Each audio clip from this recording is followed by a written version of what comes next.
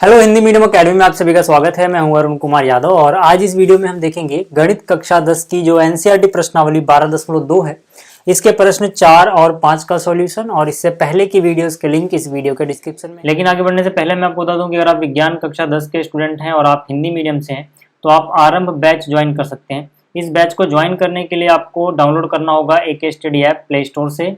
इस बैच में आपको एनसीईआरटी पूरी की पूरी अच्छे से एक्सप्लेन की जाएगी। मतलब आप किसी भी बोर्ड से हैं, अगर आप एनसीईआरटी से पढ़ते हैं तो आप इस बैच को ज्वाइन कर सकते हैं।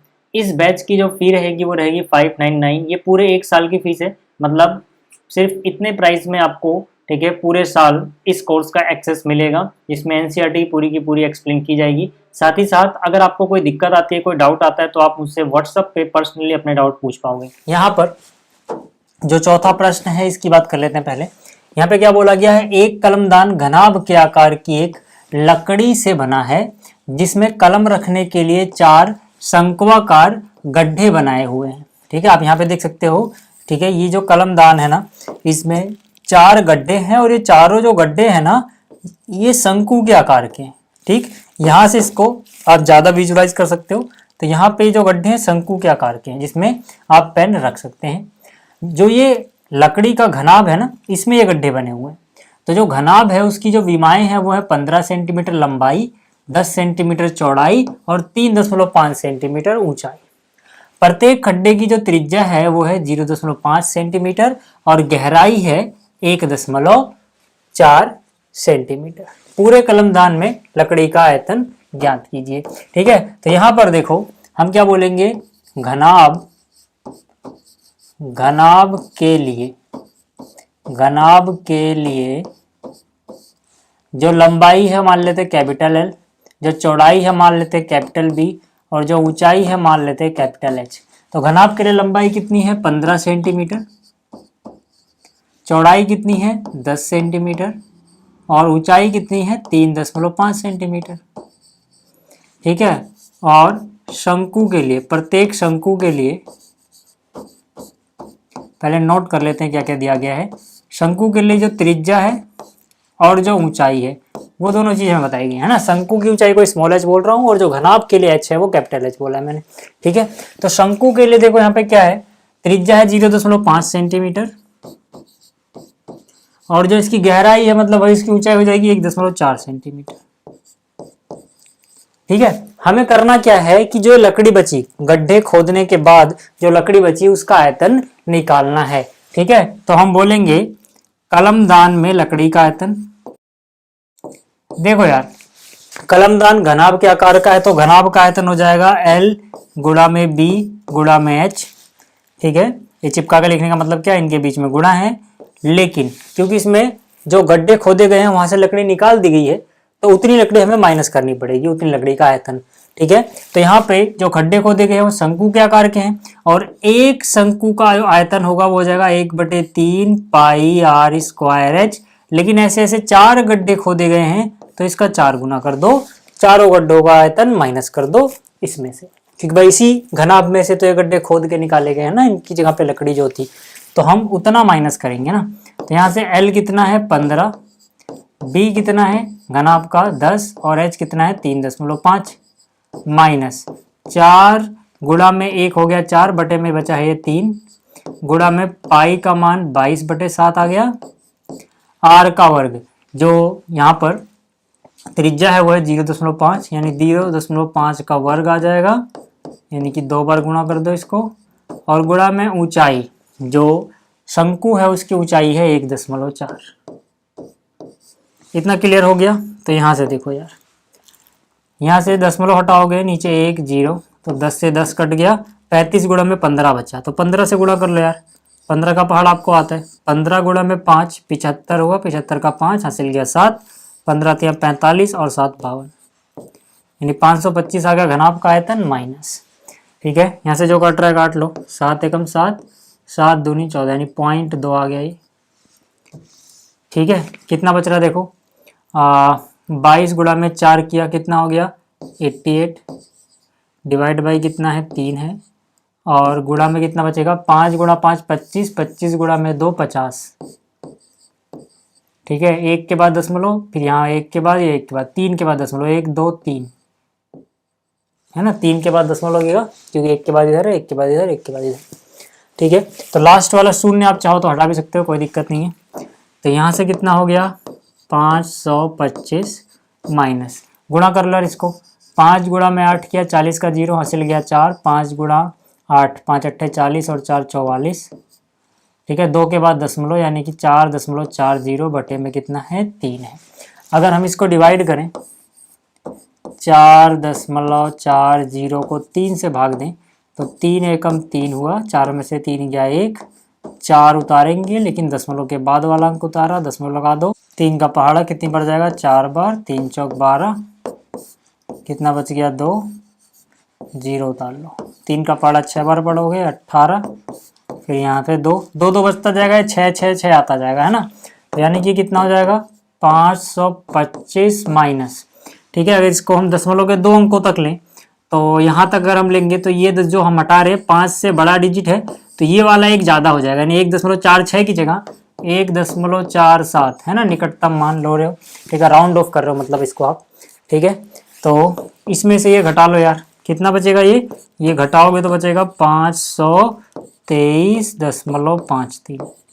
ठीक है, इसमें से माइनस कर लेना, इतने घन सेंटीमीटर लगभग आएगा क्योंकि हमने निकटतम मान लिया था, राउंड ऑफ किया था, लकड़ी का आयतन 523.53। ठीक है, चलिए अगला प्रश्न देखो। अगला प्रश्न क्या है, एक बर्तन एक उल्टे शंकु के आकार का है, इसकी ऊंचाई 8 सेंटीमीटर है। उल्टा शंकु है मतलब समझो ऐसा रखा हुआ है शंकु। ठीक है, अब ऊंचाई कितनी है 8 सेंटीमीटर, यानी शंकु के लिए अगर मैं ऊंचाई h बोल दूं यहाँ से यहाँ तक h, तो h कितना हो गया 8 सेंटीमीटर। इसके ऊपरी सिरे जो ऊपर से खुला हुआ है की त्रिज्या 5 सेंटीमीटर है, यानी इसके त्रिज्या, ठीक है, इसकी त्रिज्या को R1 बोलते हैं, शंकु की त्रिज्या को, ये है 5 सेंटीमीटर। यह ऊपर तक पानी से भरा है, मतलब इसमें पूरा पानी भरा हुआ है इसमें। ठीक है ना, इसमें क्या भरा हुआ है, पूरा पानी भरा हुआ है। ठीक, अब आगे क्या कह रहा है, आगे कह रहा है जब इस बर्तन में शीशे की कुछ गोलियां जिसमें प्रत्येक 0.5 त्रिज्या वाला एक गोला है डाली जाती हैं तो इसमें से भरे हुए पानी 1/4 भाग बाहर निकल जाता है। बर्तन में कितनी गोलियां डाली गई है। शीशे की गोलियां मतलब कंचे समझ लो यार, जैसे आपने कंचे देखे होंगे। ठीक है, तो इसकी त्रिज्या को R2 बोलते हैं। ये हमें जो बताया गया वो कितना है 0.5 सेंटीमीटर। ठीक है, ये गोला है, ये वृत्त जैसा लग रहा है तो मैं ऐसे गेंद जैसा आकार डिजाइन बना दे रहा हूँ। ठीक है ना, तो ये शीशे की कुछ गोलियां हैं, कितनी गोलियां हमें नहीं पता, लेकिन प्रत्येक गोली की त्रिज्या इतनी ही है। अब क्या हुआ कि इसमें कुछ गोलियां डाली गई, मान लो n गोलियां डाली गई, इसमें n गोलियां इसमें डाली जाएंगी क्योंकि ये पानी से भरा था तो इसका कुछ पानी बाहर आ गया। कितना पानी बाहर आया, इसका 1/4 पानी, जितना भी पानी इसमें था उसका 1/4 बाहर गिर गया। तो हमें बताना है कितनी गोलियां डाली गई। तो हम क्या बोलेंगे, हम बोलेंगे n गोलियों, इतना ही तो होगा यार, n गोलियों का आयतन, जाहिर सी बात है n गोलियों का आयतन बराबर क्या होना चाहिए 1/4 शंकु का आयतन। ठीक है, यहाँ पे आप एक और चीज लिख सकते हो पहले कि माना n गोलियां डाली गई, यहाँ पे आप लिख लेना माना n गोलियां डाली गई।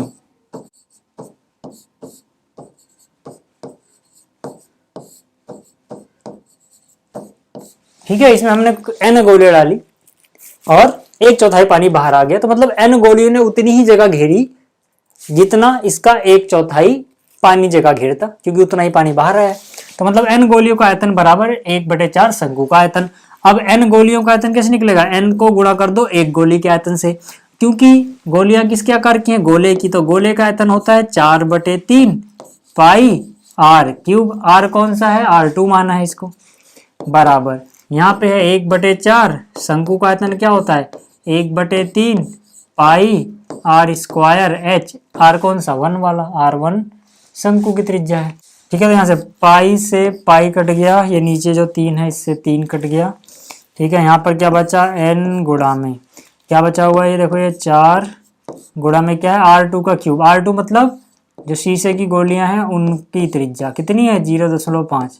तो 0.5 गुणा 0.5 गुणा 0.5 हुआ बराबर, ठीक है, 1 यानी कि R² इंटू मैच। 1 को गुणा में लिखने की जरूरत नहीं है, R1 का स्क्वायर। R1 कितना है 5, यानी 5 गुणा 5 गुणा में H कितना है, H बताया था 8। नीचे कितना है देखो, ये 4 है। ठीक है भाई, तो यहाँ से क्या हो जाएगा देखो, n का अगर मान निकालूं अभी, ठीक है, बाद में काट लेंगे, पहले से लिख देता हूँ। 5 गुणा में 5, चलो इसको काट ही लेते हैं। 4 एकम 4, 4 दूनी 8, यहाँ बच गया 2। ठीक है, नीचे 1 बचा। अब ये वाली चीज़ भी उस तरफ ले आते हैं, n का मान निकालना, तो ये सब डिवाइड में जाएगा, यानी कि पूरा पूरा डिवाइड में ले गया मैं। 4 गुणा में क्या है 0.5 गुणा में क्या, फिर से 0.5 फिर से 0.5। ठीक है, याद रहे वो वाला 4 कट चुका था, ये दोबारा 4 क्यों है, क्योंकि यहाँ वाला 4 यहाँ शिफ्ट हुआ है। ठीक, तो अब क्या करेंगे देखो यार, जब दशमलव हटाते हैं तो ऊपर 1 लिखो, नीचे से हटा रहे हो तो ऊपर 1 लिखो। 1 अंक के बाद है तो 1 0, यहाँ से हटाओ 1 अंक के बाद है 1 और 0, दशमलव हटाओ दशमलव के बाद 1 अंक है 1 और 0, सबका दशमलव हट चुका है। तो ये 5 से 5 कट गया, ये 5 से 5 कट गया। ठीक है, और यहाँ से 2 एकम 2, 2 दूनी 4। ठीक है, 2 से काटोगे, 2 एकम 2, 2 पंजे 10 और 2 0 है, लगा दो। क्या बचा ऊपर 500, देखो सब कुछ कट चुका है, ऊपर 500 है, नीचे बस ये 5 बचा हुआ है, दशमलव हटा दिया था हमने। 500 बटे में 5 यानी कि 100। तो मतलब जो टोटल गोलियां डाली गई थी वो 100 गोलियां थी। ठीक है, तो इस वीडियो में इतना ही। उम्मीद करता हूँ आपको ये दोनों प्रश्न समझ में आए होंगे। जल्दी मिलेंगे अगली वीडियो में। इस वीडियो को देखने के लिए धन्यवाद।